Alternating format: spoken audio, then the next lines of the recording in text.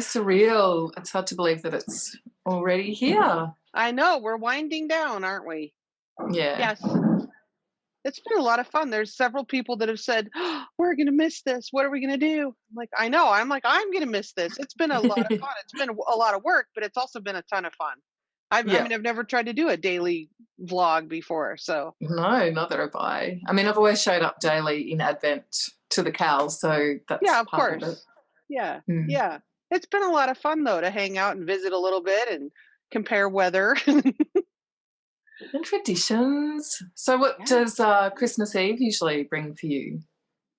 We will probably play games, board games. It's similar to Solstice, where we're just going to eat and hang out with the family. And that's just pretty much all the holidays. Is our favorite thing to do is just play tabletop board games and, drink tea and eat pastry and stay up late. And yeah, I just love that. That's kind of all I want to do is hang out with my kids and play games, Yeah. Yeah. And knit stuff. Right. Yeah. Sounds like the best, really. Yeah. And, just rest. Yeah. Pretty much. So except you've got a farm to run, but there's similar. Normally we would usually go and spend Christmas Eve. I've mentioned this before with my dad and his wife, but we're going on Boxing Day instead this year. So it's a bit of a mellow day for us. I'll do some cooking and make some bonbons. I've been gathering things for that. And and probably I'd like to do some board games with Andy and Felix. We'll definitely play some tomorrow, if not today, or both. Yeah, and a little bit of, I don't know what else we've got planned for today. Nice beach walk, I think, would be good. And some knitting, of course. Well, yes, and I haven't done hardly any baking. The kids have been baking. The girls have been, that's nice when they're old enough to do it. And I just sit and knit and I observe, I supervise. I just steal little tidbits of cookie dough. Taste test. Yeah. What have they been baking? Cookies, mostly cookies. My oldest daughter made a fantastic chiffon cake. Briefly mentioned it yesterday, and it sounded to me a bit like a sponge cake. Yes. Which traditionally we make a sponge, and it's just a really light, airy cake that's very sensitive to, like, you can't open the oven while it's cooking, otherwise it'll flatten. Fall. And it's often just served with either a sprinkling of icing sugar or maybe with cream, like sliced in the middle with whipped cream in the middle, and maybe sometimes strawberries or something. Yeah. Icing sugar similar on top. Does that sound like the same? It does. And with this though, because it's so light and fluffy, when it bakes, it crawls up the side of the pan. And to get it, you have to have a pan that has a removable bottom. And so you turn it upside down right away when it comes out of the oven, but you don't mess with it. You turn it upside down, but you don't, so that it won't fall, but you don't mess with it until it's cool, until it's completely cooled. And then you run a knife. Yeah. Then you run a knife around the edges and around the middle, and then you have to turn it over, lift it off, and then you have to cut the bottom of the pan off. So, right. But it's the same kind of thing. It's very light and airy. And if you were to put fruit on there, then the syrup dribbles down and it gets, it's great. Yeah. Similar. It turned out sponge. Often jam will be put on it, so not cut in half. Two are made usually if it's a double stack one. Yeah, and then jam and cream. Yeah, that sounds lovely. I've never made one though. I'm daunted by the prospect. I haven't either, but she did it yesterday and it was great. Awesome. And then they were making chocolate cookies and just things like that. So good stuff. So what are you gonna have for supper? What will you have for Christmas Eve dinner? No, actually, I haven't really decided. There's a little bit of banging on the roof. Someone's walking around up there, if you can hear that. Yeah. We'll just ignore it. It's all right. Yeah. It's not Santa.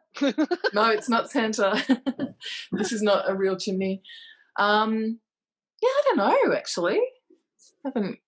Pizza. I haven't really decided, which is not great because I haven't really shopped Christmas Eve dinner in mind, but I'm sure we'll concoct something delicious. Yes, absolutely. So we only have a couple of packages left. Do we want to do that, or do we want to talk about the throw first? packages. Let's do it. Yeah. All right. I'll go with mine. Okay. So there's 2 left. I've got 24. Yep. And this one is called Ruby, so I think we've got a pretty good idea of where we're going here. Oh, wow. Oh, wow. It's so vibrant. It is. It's pretty very, glowy on that yes. screen. It's not quite so glowy in what I can see. That's lovely. I like that.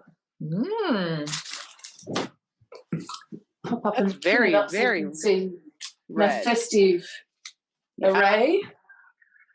And then you have one more thing that you can open tomorrow, right? Yeah, big one. Nice. Okay, let me make sure I have the right one here. 24, and they've put like Peanut's face on there. See that? Oh, cute. Yeah. He is crashed out on the bed at the moment. I don't think he's even out here. Ooh. This reminds me, I have to look at the name of it, but look at the purpliness with the dark spots. That kind of reminds me of cherry ice cream, you know, where you have the darker cherry kind of spots. Yum. And this one is whoops, wrong card. This one's number 6, and it's called Pink Quartz. Yes, that's very beautiful. Yeah, I like that a lot. Yeah. I have really enjoyed all of these. Yeah. So we went through some of the stash back here to look for a coordinating color, because I have 25 mini skeins, and then for the throw pattern, I'll need a 100 grams, or I wouldn't think I would need a whole 100 grams to join it. Would I? Join and do the edging. Someone asked in the thread today, would there be enough left over for more squares? And I think there would be enough for 1 more square with the joining colour. So you could do 5 squares by 5 squares, 25. I had enough left over to make a hat with another yarn as well. So it was the Hakea hat, the striped. Right. So you're saying with the joining skein, you could make 5 more squares of this color. No. Wait, I'm confused. I think you could make 1 more square. Okay. You could make maybe 5 squares in total with that colour. You'll use that to join the squares together, but also to knit the border around the edge, which is quite a large amount of knitting, really. So, yeah, I don't think you'd have enough for more than 1 square. I think I have 16 or 17 that have been knitted now. Yeah. Such a nice fade. Yes, isn't that lovely? And if there's some bits to fill in, you know, like number 6 that I just unwrapped will go in between here, you know. But I just love that progression. Yeah, it's gorgeous. Yeah. And then these greens are really rich up here at the top. I really like that. So what she chose, I have several skeins of this, so it's okay if we need to do some more. This year I think I have 4 of these. They're 50-gram skeins. And this is just a commercial tone yarn, and it's kind of a tonal gray, and it has a little bit of a purple overtone in certain light. And I thought that would look pretty good, because of some of these are quite purpley. Yeah, it'll be perfect. Right. So this is actually Plymouth Happy Feet that I got on sale, significantly on sale. So I have several of these. So we'll decide what she wants to do. So I could actually make the throw bigger and knit some more blocks. I don't know if she wants that. So we'll just have to decide. But I thought it went quite well with the stack. Yeah. So kind of neutral. And I asked her, did she maybe want something more neutral, like in the middle range? And she says, well, no, it's going off to university with her, you know, she doesn't want the edging to be something light that might kind of look grimy, or, you know what I mean? Kind of look more. Yeah, good idea. Yeah, she wants it to be darker. So, yeah. Show us you talked a little bit before about the second ochre cardigan pullover that you or not cardigan, sorry, the pullover. You cast The on another, pullover you version. mentioned. Yeah, Yeah, you cast on another I one you did. mentioned. Yeah, I started knitting the 50% linen and Ah. 50% wool. So a nice summer muted pink. I think it'll be lovely. So that's what I've got done Mm-hmm. so It far. strikes me, that you're one of those people that can wear any color.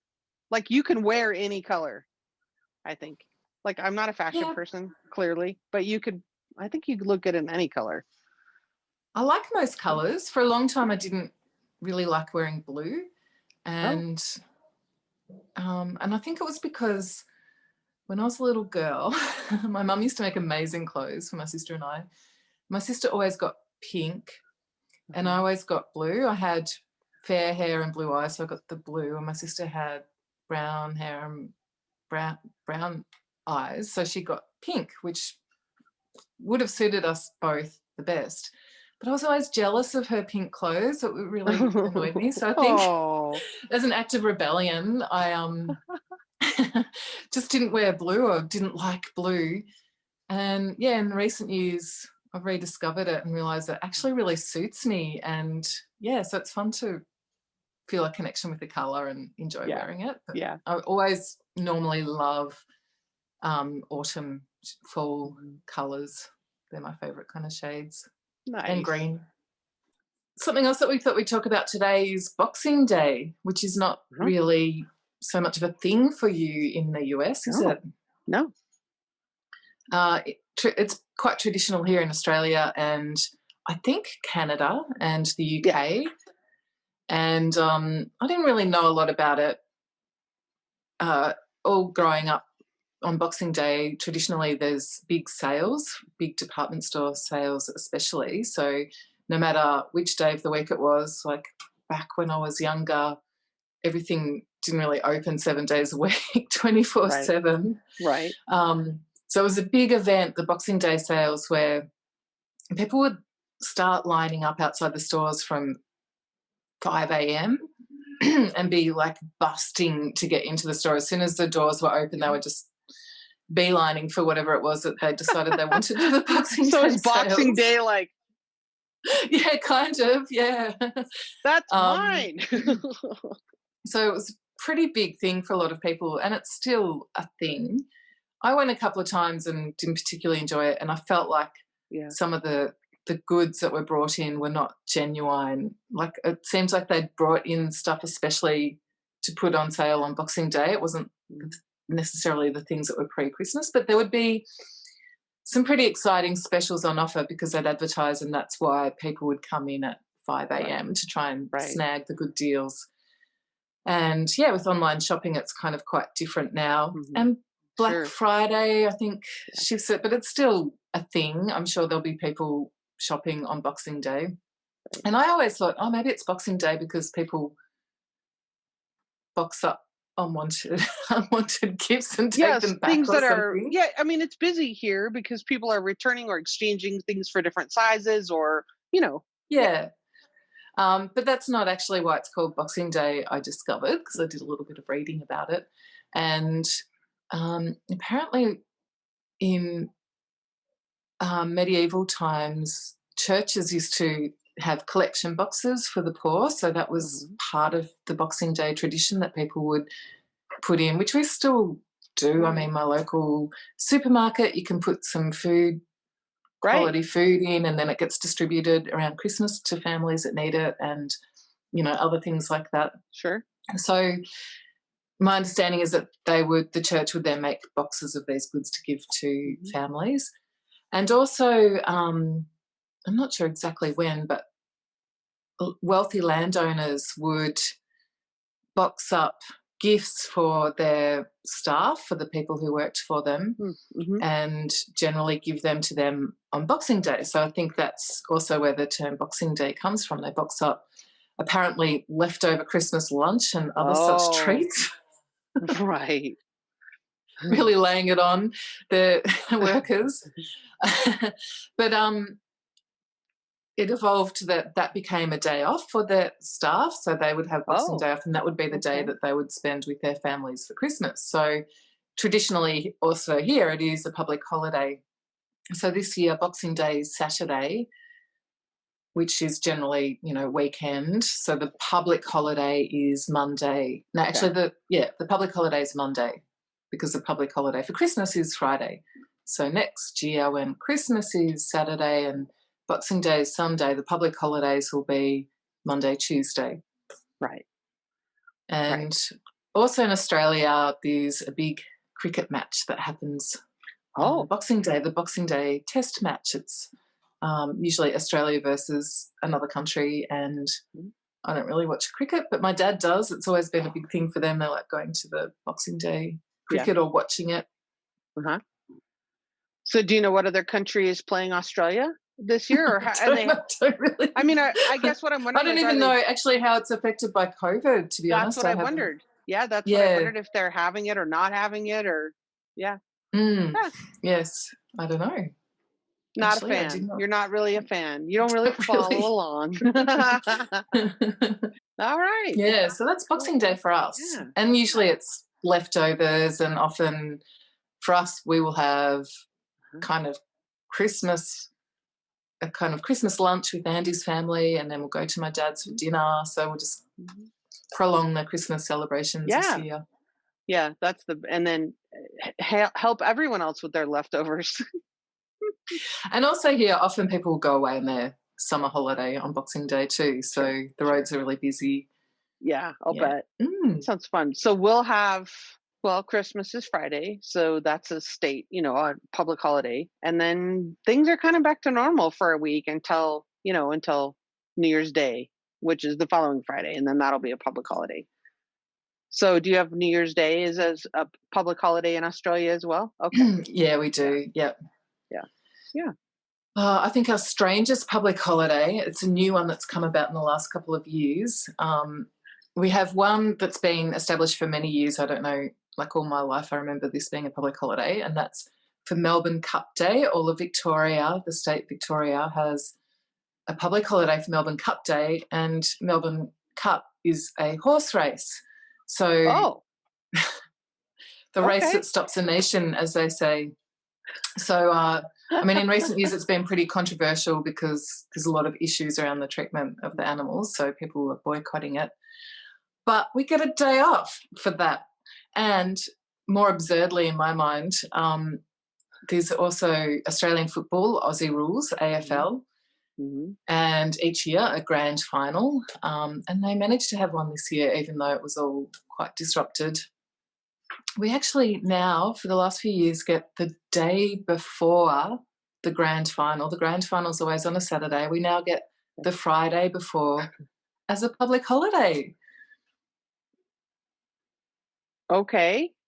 Because why? I don't know. I don't know. It's completely bizarre. And it's stressful for businesses because they have to pay the penalty rates for their employees if they employ them, or they have to close their business down for that. But yeah, if your religion is football, you get the day off before the day before to get ready for the big match. So you can make sure that your football shirt is clean, I guess. And the snacks are ready. I don't know. Well, I mean, people act like that here with Super Bowl. People act like that here about, Super Bowl Sunday, but it's on a Sunday and it's not like a... No, so do you get Super Bowl Monday off to recover from? No. No. So I don't know, that I just find completely bizarre. Yeah. And if you're, if you're self-employed like we are, then you just work all the time anyway. Yeah, it doesn't matter. See, well, all right. You have a good Christmas Eve with your family, and we will thank you. All right, I'll see you tomorrow for a Merry Christmas greeting.